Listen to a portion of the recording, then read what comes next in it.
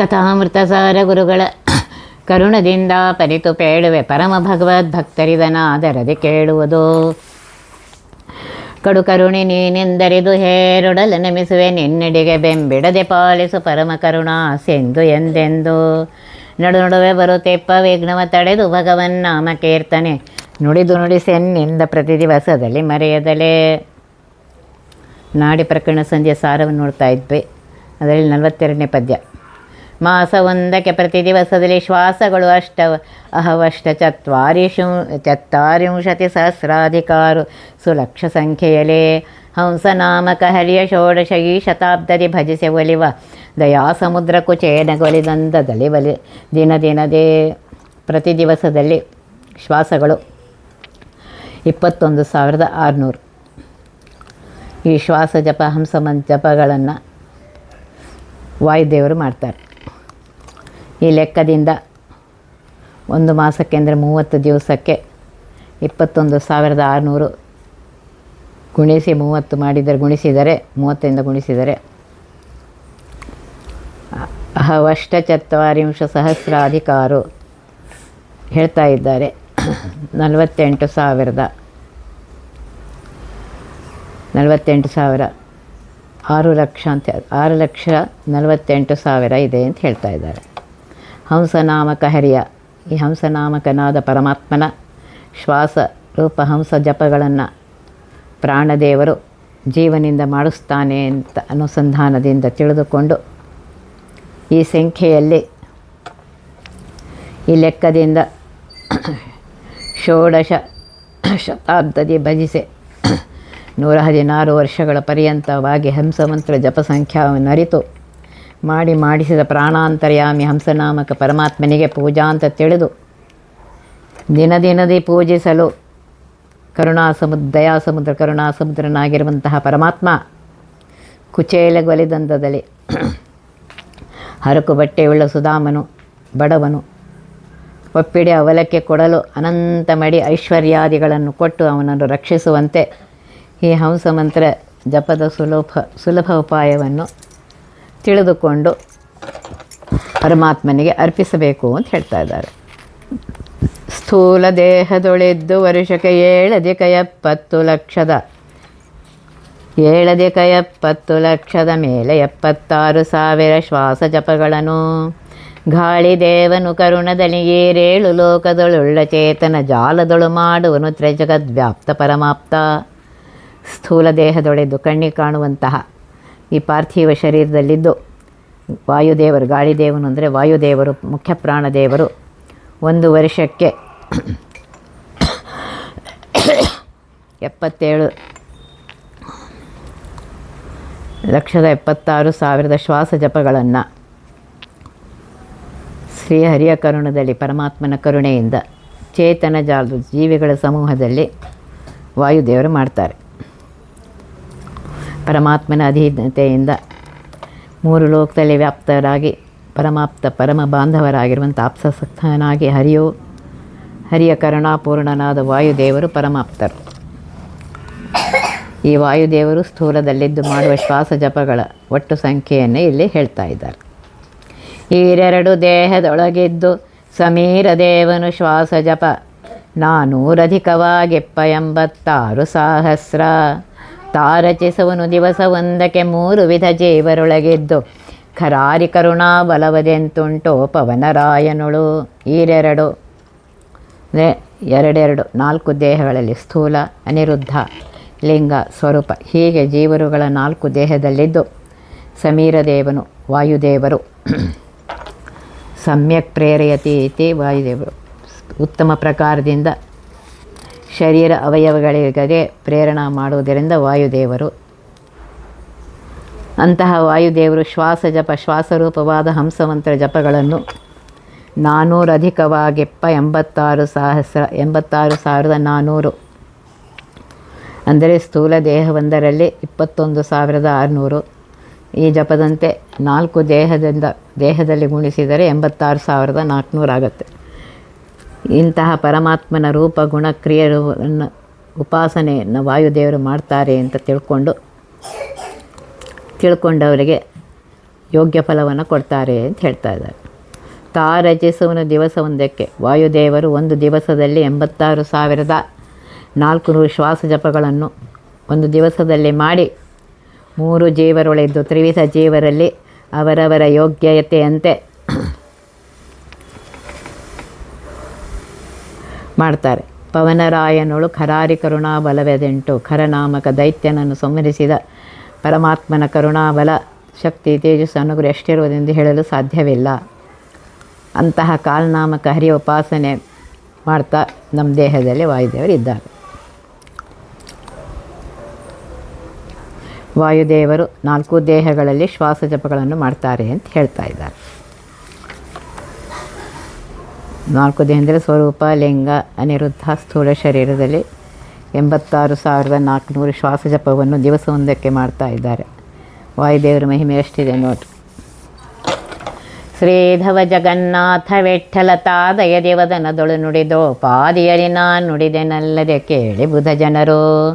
ಸಾಧುಲಿಂಗ ಪ್ರದರ್ಶಕರು ನಿಷೇಧ ಗೈಸಿದರೇನಹುದು ಎನ್ನ ಪರಾಧವೇನಿದರೊಳಗೆ ಪೇಳುವುದು ತಿಳಿದು ಕೋವಿದರು. ಶ್ರೀಧವ ಲಕ್ಷ್ಮೀಪತಿಯಾಗಿರುವಂತಹ ಪರಮಾತ್ಮನ ಜಗತ್ತಿಗೆ, ಜಗನ್ನಾಥ ಅಂದರೆ ಜಗತ್ತಿಗೆ ಸ್ವಾಮಿಯಾಗಿರುವಂತಹ ವಿಠ್ಠಲ ನಾಮಕ ಪರಮಾತ್ಮನು ಅಜ್ಞ ಜನರ ಅಜ್ಞಾನವನ್ನು ದೂರ ಓಡಿಸಿ ಸುಜ್ಞಾನವನ್ನು ತಂದುಕೊಡುವಂತಹ ವಿಠ್ಠಲ ನಾಮಕ ಪರಮಾತ್ಮನು ತಾದೈರಿ ತಾನೇ ಪರಮಾನುಗ್ರಹ ಮಾಡಿ ಕರುಣೆಯನ್ನು ಮಾಡಿ ಒಂದರದ ನುಡಿದೋಪಯದಿಯಲ್ಲಿ ನನ್ನ ಬಾಯಲ್ಲಿ ನಿಂತುಕೊಂಡು ನುಡಿಸಿದಂತೆ ನುಡಿದಿದ್ದೇನಲ್ಲದೆ ಕೇಳಿ ಬುಧ ಜನರು ಎನ್ನ ಮುಖದಲ್ಲಿ ನಿಂತು ತತ್ವಾಭಿಮಾನಿಗಳಿಂದ ತಾನು ನುಡಿಸಿದಂತೆ ನಾನು ನುಡಿದಿದ್ದೇನೆ, ಹೇಳಿದ್ದೇನೆ. ನನ್ನ ಸ್ವಬುದ್ಧಿಯಿಂದಲ್ಲ. ನನಗೆ ಪ್ರೇರಕರು ತತ್ವಾಭಿಮಾನಿ ಅಂತರ್ಗತ ವಾಯುವಂತರ್ಗತ ಪರಮಾತ್ಮನೇ ಅನ್ನೋದು ತಿಳ್ಕೋಬೇಕು. ಈ ರೀತಿಯಾಗಿ ಹರಿವಾಯುಗಳ ವ್ಯಾಪಾರ ಶಕ್ತಿಯು ಇದನ್ನು ಕಾಲಕ್ಕೆ ಕೇಳಿ ಬುಧ ಜನ ಜ್ಞಾನಿಗಳಾದವರು ಕೇಳ್ರಿ. ಸಾಧುಲಿಂಗ ಪ್ರದರ್ಶಕರು ಸಾಧು ಸಜ್ಜನರಂತೆ ವೇಷಧಾರಣ ಮಾಡಿದ ಪಂಡಿತ ಮನ್ಯರಾದ ಗೋಮುಖ ವ್ಯಾಘ್ರದಂತೆ ತೋರ್ಪ ಸಜ್ಜನರು ನಿಂದಿಸಿದರೇನಾಗುತ್ತೆ? ಹರಿವಾಯುಗಳು ನಿಂತು ನುಡಿಸಿದಂತೆ ನುಡಿದ ಮೇಲೆ ಇದರಲ್ಲಿ ನನ್ನ ಅಪರಾಧವೇನೂ ಇಲ್ಲ, ನನ್ನ ತಪ್ಪೇನೂ ಇಲ್ಲ ಅಂತ ಹೇಳ್ತಾರೆ. ಕೋವಿದರು ಜ್ಞಾನಿಗಳು ತಿಳಿದು ಪೇಳುವುದು, ಚೆನ್ನಾಗಿ ವಿಚಾರಿಸಿ ಹೇಳುವುದು ಅಂತ ಹೇಳ್ತಾ ಇದ್ದಾರೆ. ಬಹಳ ನಮ್ರ ವ್ಯಾಪದಿಂದ ಸಜ್ಜನಿಗೆ ಪ್ರಾರ್ಥಿಸಿದ ದಾಸರೇ ಸದಾ ಸುಜ್ಞಾನವಿತ್ತು ಕಾಪಾಡಲಿ ಅಂತ ಹೇಳಿ ಬೇಡ್ಕೋತಾ ಇದ್ದಾರೆ. ಹೀಗೆ ಹೇಳಿ ಈ ಸಂಧಿಯನ್ನು ಮುಗಿಸ್ತಾ ಇದ್ದಾರೆ. ಇನ್ನು ಮುಂದಿನ ಸಂಧಿ ನಾಮಸ್ಮರಣೆ ಸಂಧಿ.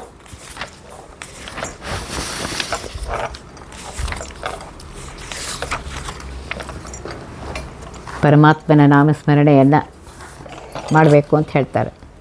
ಹಿಂದಿನ ಸಂಧಿಯಲ್ಲಿ ಅಷ್ಟಪ್ರಕೃತಿಯಲ್ಲಿ ಧ್ಯಾನವನ್ನು ಮಾಡುವ ಬಗೆಯನ್ನು ಹೇಳಿದರು. 11ನೇ ಸಂಧಿಯಲ್ಲಿ 12ನೇ ಸಂಧಿಯಲ್ಲಿ ಪ್ರಕೃತಿ ಸಂಬಂಧ ಬಿಡುಗಡೆ ಆಗಲು ತೇಜೋಮಯ ನಾಡಿಗಳು ಅತೀಂದ್ರಿಯವ ಪ್ರಾಕೃತವಾದರೂ ಸ್ಥೂಲ ದೇಹದಿಂದ ನಾಡಿ ತದ್ಗತ ಕಮಲಗತ ಪರಮಾತ್ಮ ರೂಪಗಳೇ, ಅದರಲ್ಲಿ ಹೃದಯಾಷ್ಟದಳ ಕಮಲಗತ ಬಿಂಬೋಪಾಸನೆ ಮೋಕ್ಷ ಕಾರಣ ಅಂತ ಹೇಳಿದ್ದಾರೆ. ಈಗ ಆ ಬಿಂಬರೂಪಿಯ ಹರಿಯ ನಾಮ ಮಹಿಮೆಯೇನು ಅನ್ನುವುದನ್ನು ಇಲ್ಲಿ ಹೇಳ್ತಾ ಇದ್ದಾರೆ.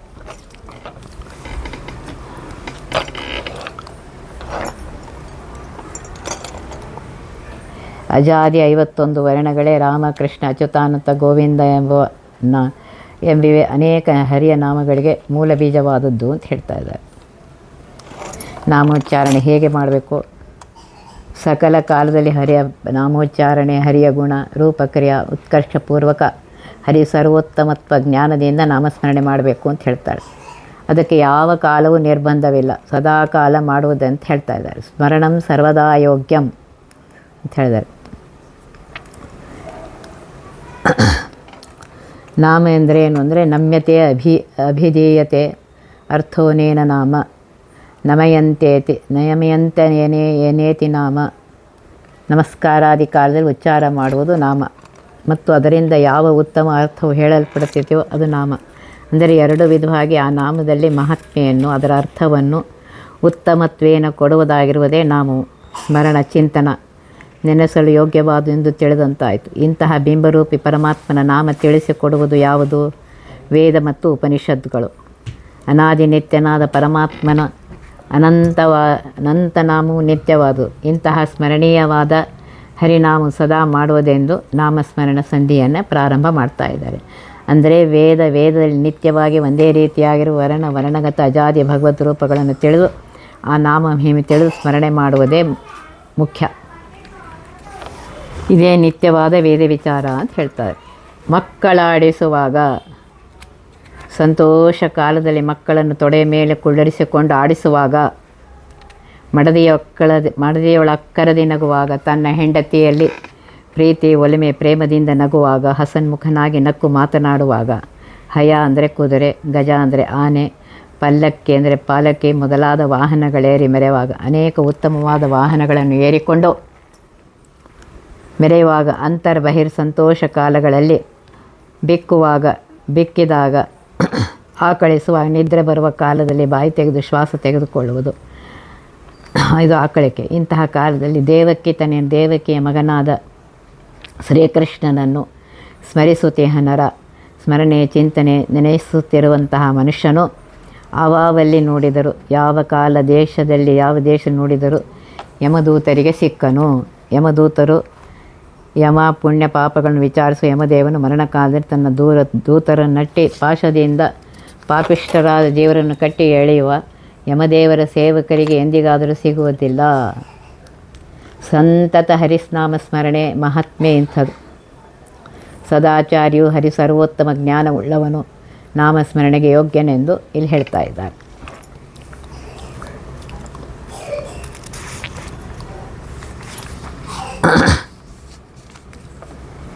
ಸರಿತು ಪ್ರವಾಹಗಳಲ್ಲಿ ದಿವ್ಯಾಂಬರದಿ ಪತ್ರಾದಿಯಲ್ಲಿ ಮರುಷ ವಿಸ್ಮೃತಿಯಿಂದಲಾಗಲಿ ಒಮ್ಮೆ ಬಾಯ್ದರೆದು ಹರಿ ಹರಿ ಹರಿ ಎಂಬ ಎರಡಕ್ಷರ ನುಡಿದ ಮಾತ್ರದಲ್ಲಿ ದುರಿತಗಳಿರದೆ ಪೋಪುವ ತೂಲರಾಶಿಯೊಳಗ ಅನಲ ಪೊಕ್ಕಂತೆ. ಸರಿತು ಪ್ರವಾಹಗಳಲ್ಲಿ ನದ್ಯಾದಿಗಳ ಪ್ರವಾಹ ಹರಿಯುವುದರಲ್ಲಿ ನದಿಯ ಹರಿತ ದಿವ್ಯಾಂಬರ ಒಳ್ಳೆ ಉತ್ತಮವಾದ ನೂತನ ವಸ್ತ್ರ ಉಡುವ ಕಾಲದಲ್ಲಿ, ಅಂದರೆ ಒಳ್ಳೆಯ ವಸ್ತ್ರವನ್ನು ಮೊದಲು ಪರಮಾತ್ಮನಿಗೆ ಅರ್ಪಿಸಿ ಆಮೇಲೆ ಧರಿಸಬೇಕು.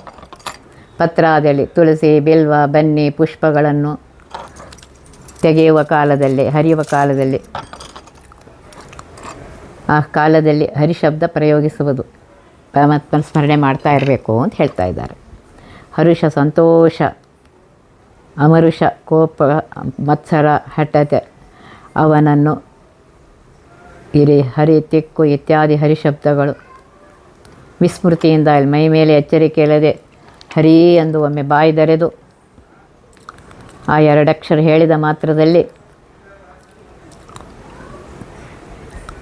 ನುಡಿದಾಕ್ಷಣವೇ ದುರಿತರಾಶಿಗಳು ಪಾಪರಾಶಿಗಳು ಇರಲಾರದೆ ದೂರ ಓಡಿ ಹೋಗುತ್ತಂತೆ. ಹೇಗೆಂದರೆ ತೂಲರಾಶಿಯೊಳಗೆ ಹತ್ತಿಯ ರಾಶಿಯಲ್ಲಿ ಬೆಂಕಿ ಕಿಡಿ ಬಿದ್ದರೆ ಹೇಗೆ ಆ ಹತ್ತಿ ಸುಟ್ಟು ಹೋಗುತ್ತದೆಯೋ ಅದೇ ರೀತಿಯಾಗಿ ಹರಿ ಹರಿ ಎಂದು ನುಡಿದರೆ ಪಾಪಗಳ ರಾಶಿಗಳೆಲ್ಲ ಭಸ್ಮವಾಗುತ್ತೆ ಅಂತ ಹೇಳ್ತಾ ಇದ್ದಾರೆ. ಇಲ್ಲೇನು ಹೇಳ್ತಾ ಇದ್ದಾರೆ ಅಂದರೆ ಪರಮಾತ್ಮನ ಭಕ್ತಿಯ ಭರದಲ್ಲಿ ಮೈಮೆರೆದು ಆ ಪರಮಾತ್ಮನನ್ನು ಸ್ಮರಣೆ ಮಾಡಬೇಕು ಅಂತ ಹೇಳ್ತಾ ಇದ್ದಾರೆ. ನಗುತ್ತಾ ಅಳುತ್ತಾ ಕುಣಿತಾ ರೋಮಗಳಿಂದ ರೋಮಾಂಚನವಾಗಬೇಕು. ಈ ರೀತಿಯಾಗಿ ಭಗವದ್ಭಕ್ಷ ಲಕ್ಷಣಗಳಿಂದ ಕೂಡಿ ನಾಮೋಚ್ಚಾರಣೆ ಮಾಡಿದರೆ ಅದು ಹೇಗೆ ಅಂದರೆ ಹತ್ತಿಯ ರಾಶಿಯನ್ನು ಬೆಂಕಿ ಸುಡುವಂತೆ ಪಾಪರಾಶಿಗಳು ಸುಟ್ಟಾಕತ್ತೆ ಅಂತ ಹೇಳ್ತಾರೆ.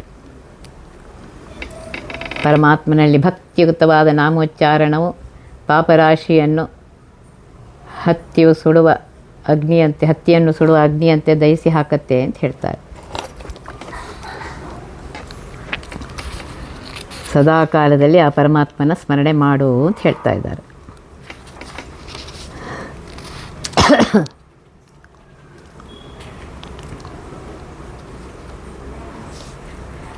ಎಲ್ಲ ಬೆಳಗ್ಗೆ ಎದ್ದಾಗಿಂದ ಹಿಡಿದು ಕೂತಾಗ ನಿಂತಾಗ ಎದ್ದಾಗ ಮಲಗಿದಾಗ ಪ್ರತಿ ಕ್ಷಣಕ್ಕೆ ಅವನನ್ನು ಸ್ಮರಣೆ ಮಾಡ್ತಾ ಇರಬೇಕು. ಎಲ್ಲ ನಿನ್ನ ಅನುಗ್ರಹದಿಂದ ನಡೀತಾ ಇದೆ. ಎದ್ದಿದ್ದೇನೆ ಅದು ನಿನ್ನ ಅನುಗ್ರಹದಿಂದ, ಓಡಾಡ್ತಾ ಇದ್ದೇನೆ ನಿನ್ನ ಅನುಗ್ರಹದಿಂದ, ಸ್ನಾನ ಮಾಡಿದ್ದೇನೆ ನಿನ್ನ ಅನುಗ್ರಹದಿಂದ, ವಸ್ತ್ರಗಳನ್ನು ಧರಿಸ್ತಾ ಇದ್ದೇನೆ ನಿನ್ನ ಅನುಗ್ರಹದಿಂದ, ಪ್ರತಿಯೊಂದು ಪರಮಾತ್ಮ ನಿನ್ನ ಅನುಗ್ರಹದಿಂದ ಅಂತ ಹೇಳಬೇಕು. ಮಲಗುವಾಗಲಿ ಏಳುವಾಗಲಿ ಕುಳಿತು ಮಾತಾಡುತ್ತಲೇ ಮನೆಯೊಳು ಕೆಲಸಗಳ ಮಾಡುತ್ತಲೇ ಮೈದೊಳೆವಾಗ ಮೆಲುವಾಗ ಕಲುಷ ದೂರನ ಸಕಲ ಠಾವಿಲಿ ತಿಳಿಯ ತತ್ತದ್ನಾಮರೂಪವ ಬಳಿಯಲಿಪ್ಪನು ಒಂದರ ಕ್ಷಣ ಬೆಟ್ಟಗಲನವರ. ಮಲಗುವಾಗಲಿ ನಿದ್ರೆ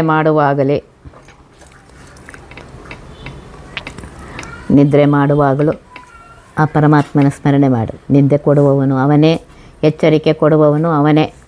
ಹೇಳುವಾಗ ನಿದ್ರೆಯಿಂದ ಎಚ್ಚರವಾಗುವ ಕಾಲದಲ್ಲಿ ಎಚ್ಚರ ಮಾಡುವವನು ಅವನೇ, ಆಗಲೂ ಅವನನ್ನು ಸ್ಮರಣೆ ಮಾಡಿರಿ. ಕುಳಿತು ಮಾತಾಡುತ್ತಲೇ ಎಲ್ಲಿ ಬೇಕಾದ ಸ್ಥಳದಲ್ಲಿ ಕುಳಿತುಕೊಂಡು ಮಾತಾಡ್ತೇವೆ, ಅದು ಪರಮಾತ್ಮನ ಅನುಗ್ರಹದಿಂದಲೇ. ಮನೆಯೊಳು ಕೆಲಸ ಮಾಡುತ್ತಿರುವಾಗಲೂ, ಮೈದೊಳೆವಾಗ, ಮೈಯನ್ನು ತೊಳೆಯುವಾಗ, ಮೆಲುವಾಗ, ಊಟ ಮಾಡುವ ಕಾಲದಲ್ಲಿ, ಮತ್ತು ಇನ್ನೇನು ಅನೇಕ ಪದಾರ್ಥ, ಹಣ್ಣು ಹಂಪಲ ಫಲ ಆಹಾರಾದಿಗಳನ್ನು ತಿನ್ನುವ ಕಾಲದಲ್ಲಿ, ಅಂದರೆ ಸಕಲ ಕಾಲದಲ್ಲಿ, ಸಕಲ ಠಾವಿನಲ್ಲಿ, ಅಂದರೆ ಎಲ್ಲ ಜಾಗದಲ್ಲಿ, ಸರ್ವತ್ರದಲ್ಲಿ ಕಲುಷ ದೂರನ ಲೇಷ ದೋಷವಿಲ್ಲದವನಾದ ಪರಮಾತ್ಮನ ತಿಳಿಯ ತತ್ತದ್ನಾಮರುವ ಪ್ರತಿಯೊಂದು ಕ್ರಿಯೆ, ಪ್ರತಿ ಸ್ಥಳಗಳಲ್ಲಿ ಆ ಪರಮಾತ್ಮನ ಆಯಾ ನಾಮ, ಪರಮಾತ್ಮನ ರೂಪ, ಪರಮಾತ್ಮನ ಗುಣ ಇವುಗಳನ್ನು ತಿಳಿದುಕೊಂಡು ಸದಾ ಸ್ಮರಣೆ ಮಾಡಿದರೆ ಬಳಿಯಲಿಪ್ಪನು ಒಂದರ ಕ್ಷಣ ಬೆಟ್ಟಗಳವರ. ಇಂತಹ ಜ್ಞಾನದಿಂದ ಸ್ಮರಿಸುವರ ಹತ್ತಿರವೇ ಪ್ರತ್ಯಕ್ಷ ಅಂತರಂಗ ಬಹಿರಂಗ ಗೋಚರನಾಗಿ ಒಂದರಗಳಿಗೆ ಕ್ಷಣವಾದರೂ ಬಿಡದೆ ಹತ್ತಿರದಲ್ಲೇ ಇರ್ತಾನೆ ಅಂತ ಹೇಳ್ತಾ ಇದ್ದಾರೆ. ಅಂದರೆ ಮಲಗಿ ಎದ್ದು ಪುನಃ ಮಲಗುವವರೆಗೆ ಮಾಡುವ ಅನೇಕ ವ್ಯಾಪಾರಗಳಲ್ಲಿ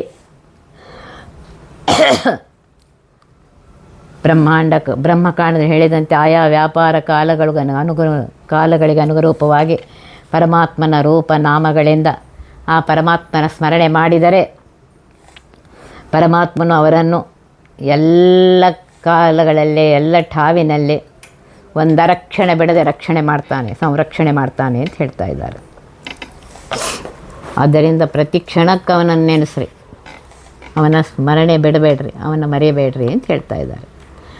ಆವ ಕುಲವಾದೋಡೆ ನಿನ್ನಾವ ದೇಶದೊಳಿದ್ದಡೆ ನಿನ್ನಾವ ಕರ್ಮವ ಮಾಡಲೇ ನಿನ್ನಾವ ಕಾಲದಲೇ ಶ್ರೀವರನ ಸರ್ವತ್ರದಲ್ಲಿ ಸಂಭಾವಿಸುತ್ತ ಪೂಜಿಸುತ್ತ ಮೋದಿಪ ಕೋವದರಿಗುಂಟೇನು ಭಯ ದುಃಖಾದಿ ದೋಷಗಳು. ಯಾವ ಕುಲವಾದೊಡೇನು, ಯಾವ ಕುಲದಲ್ಲಿ ಜನಿಸಿದರೇನು, ಬ್ರಾಹ್ಮಣನೇ ಹರಿನಾಮ ಸ್ಮರಣೆಗೆ ಯೋಗ್ಯನೆಂಬ ನಿಯಮವಿಲ್ಲ. ಯಾವ ಕುಲವಾದರೂ ಪರವಾಗಿಲ್ಲ, ಪರಮಾತ್ಮನ ಭಜಿಸಿದವನೇ ಧನ್ಯ ಅಂತ ಹೇಳ್ತಾ ಇದ್ದಾರೆ. ಇನ್ನಾವ ದೇಶದೊಳಿದ್ದರೇನು, ಪವಿತ್ರವಾದ ಗಂಗಾದಿ ತೀರ್ಥಗಳಲ್ಲದೆ ಬೇರೆ ದೇಶಗಳಲ್ಲಿದ್ದರೂ, ಅಲ್ಲಿ ಹರಿನಾಮ ಸ್ಮರಣೆ ಬಂದರೂ, ಅಪವಿತ್ರ ಸ್ಥಳವಾದರೂ ಹರಿನಾಮ ಸ್ಮರಣೆಯಿಂದ ಆ ಸ್ಥಳ ಪವಿತ್ರವಾಗುತ್ತೆ. ಇನ್ನಾವ ಕರ್ಮ ಮಾಡಲೇನು, ಬೇಕಾದ ಧರ್ಮವನ್ನು ಅನುಸರಿಸಿ ಜಾತಿಯ ಧರ್ಮ ಮಾಡಿದರು, ಇನ್ನಾವ ಕಾಲದಲ್ಲಿ, ಬೇಕಾದ ಕಾಲದಲ್ಲಿ ಇಂತಹ ಕಾಲವೆಂದು, ಇಂತಹ ಸ್ಥಳ, ಇಂತಹ ಕುಲ ಜಾತಿ ಎಂದು ನಿಯಮವಿಲ್ಲ. ಯಾವ ಭಕ್ತನು ಸದ್ಭಕ್ತಿಯಿಂದ ಪರಮಾತ್ಮನ ಸಂಭಾವಿಸುತ್ತಾ ಆದರದಿಂದ ಗೌರವದಿಂದ ಪೂಜೆ ಮಾಡುತ್ತಾ ಪರಮಾತ್ಮನೇ ಸರ್ವೋತ್ತಮ, ಸರ್ವೋತ್ಕೃಷ್ಟ, ಸರ್ವಸ್ವಾಮಿ, ಮಮಸ್ವಾಮಿ ಅಂತ ಅವನ ನಿರುತ್ತ ಸ್ಮರಣೆ ಮಾಡುತ್ತಾ ಮೋದಿಪ ಆನಂದ ಪಡುವ ಕೋವಿದರೆ ಜ್ಞಾನಿಗಳಿಗೆ ಭಯ ದುಃಖಾದಿ ದೋಷಗಳುಂಟೇನು ಅಂತ ಹೇಳ್ತಾರೆ. ಸದಾ ಹರಿಯ ಸ್ಮರಣೆ ಮಾಡುವವರಿಗೆ ಇಂತಹ ಅಂಜಿಕೆ, ಕ್ಲೇಶ, ದುಃಖ, ಪಾಪಾದಿಗಳು ಬರುವುದೇ ಇಲ್ಲ, ಇರುವುದಿಲ್ಲ ಅಂತ ಹೇಳ್ತಾ ಇದ್ದಾರೆ. ಪರಮಾತ್ಮನನ್ನು ಸರ್ವತ್ರದಲ್ಲಿ ಸ್ಮರಣೆ ಮಾಡುತ್ತಾ ಪೂಜಿಸುತ್ತಾ ಸಂತೋಷ ಪಡುವ ಜ್ಞಾನಿಗಳಿಗೆ ಭಯ ದುಃಖಾದಿ ದೋಷಗಳಿಲ್ಲ ಅಂತ ಹೇಳಿ ಹೇಳ್ತಾ ಇದ್ದಾರೆ. ಪರಮಾತ್ಮ ಅವರಿಗೆ ಒಳ್ಳೆಯದನ್ನೇ ಮಾಡ್ತಾನೆ. ವಾಸುದೇವನ ಗುಣ ಸಮುದ್ರದೊಳೀಸಬಲ್ಲವ ಭವ ಸಮುದ್ರ ಯಾಸವಿಲ್ಲದೆ ದಾಟುವನು ಜಗದೊಳಗೆ ಶೀಘ್ರದಲೇ ಬೇಸರದೆ ದುರ್ವಿಷಯಗಳ ಅಭಿಲಾಷೆಯಲ್ಲಿ ಬಳಲುವವ ನಾನಾ ಕ್ಲೇಶಗಳನ್ನು ಅನುಭವಿಪ ಭಕ್ತಿ ಸುಮಾರ್ಗ ಕಾಣದಲೇ.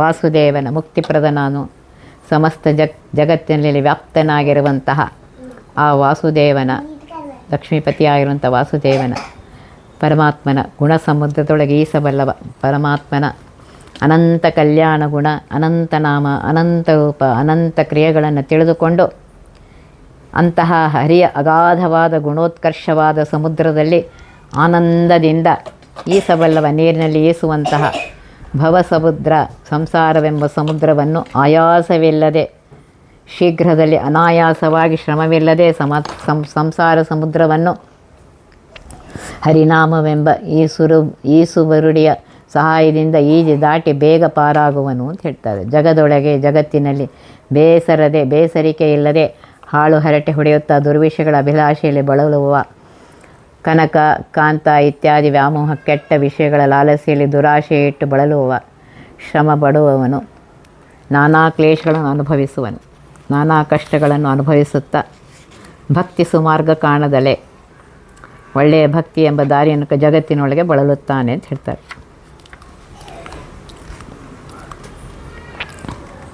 ಆದ್ದರಿಂದ ಸರ್ವಸ್ವಾಮಿಯಾಗಿರುವಂತಹ ಸರ್ವತ್ರ ವ್ಯಾಪ್ತನಾಗಿರುವಂತಹ ಅನಂತ ಗುಣ ಸಮುದ್ರನಾಗಿರುವಂತಹ ಆ ಪರಮಾತ್ಮನ ಸ್ಮರಣೆ ಸದಾ ಕಾಲದಲ್ಲಿರಬೇಕು ಅಂತ ಹೇಳ್ತಾ ಇದ್ದಾರೆ. ಸದ್ಭಕ್ತಿಯಿಂದ ಹರಿನಾಮ ಗುಣರೂಪ ಸ್ಮರಣೆಗಳಲ್ಲಿ ಮಗ್ನನಾದವನು ಈ ಸಂಸಾರ ಸಮುದ್ರವನ್ನು ನಿರಾಯಾಸವಾಗಿ ದಾಟ್ತಾನೆ ಅಂತ ಹೇಳ್ತಾರೆ. ಯಾರಿಗೆ ಹರಿನಾಮ ಸ್ಮರಣೆ ಸದ್ಭಕ್ತಿ ಇಲ್ಲ, ಯಾರು ಹೇಯ ವಿಷಯಗಳಲ್ಲಿ ಮಗ್ನನಾಗಿ ಸನ್ಮಾರ್ಗವನ್ನು ಬಿಟ್ಟು ಕಾಣದೆ ಇದ್ದಾರೋ ಅವರು ಕ್ಲೇಶಗಳನ್ನು ದುಃಖಗಳನ್ನು ಅನುಭವಿಸುತ್ತಾ ಇಲ್ಲೇ ಇರ್ತಾರೆ. ಆದ್ದರಿಂದ ಪರಮಾತ್ಮನಲ್ಲಿ ಸುಭಕ್ತಿ ಇರಬೇಕು.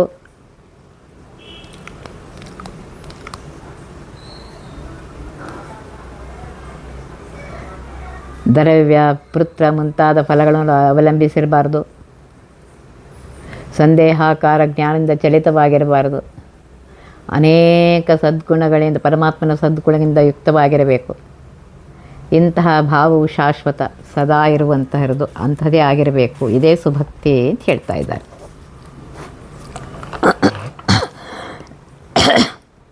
ಸ್ನಾನ ಜಪ ದೇವಾರ್ಚನೆಯು ವ್ಯಾಖ್ಯಾನ ಭಾರತ ಮುಖಮಹೋಪ ಪುರಾಣ ಕಥೆಗಳ ಕೇಳಿ ಪೇಳಿದರೇನು ದಿನದೇ ಜ್ಞಾನ ಕರ್ಮೇಂದ್ರಿಯಗಳಿಂದೇನು ಮಾಡುವ ಕರ್ಮಗಳು ಲಕ್ಷ್ಮೀ ನಿವಾಸನ ಪೂಜೆಯೆಂದರ್ಪಿಸದ ಮಾನವನು. ಹೋಗೆ ಈ ಪದ್ಯದಲ್ಲಿ ಹೇಳ್ತಾ ಇದ್ದಾರೆ,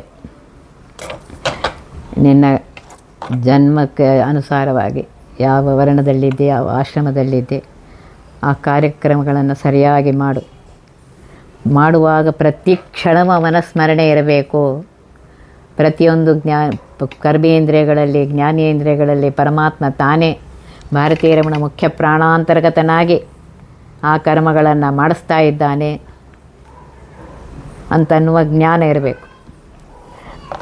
ಅದು ಅವನಿಗೇ ಸಮರ್ಪಿತ ಅಂತಂತ ಹೇಳಿ ಪ್ರತಿ ಕ್ಷಣಕ್ಕೆ ಆ ಸ್ಮರಣೆ ಇರಬೇಕು. ಆಗ ನೀನು ಮಾಡಿದ ಕರ್ಮದಿಂದ ಫಲ ಸಿಕ್ಕತ್ತೆ ಅಂತ ಹೇಳ್ತಾ ಇದ್ದಾರೆ. ಉಳಿದುದನ್ನು ನಾಳೆ ನೋಡೋಣ.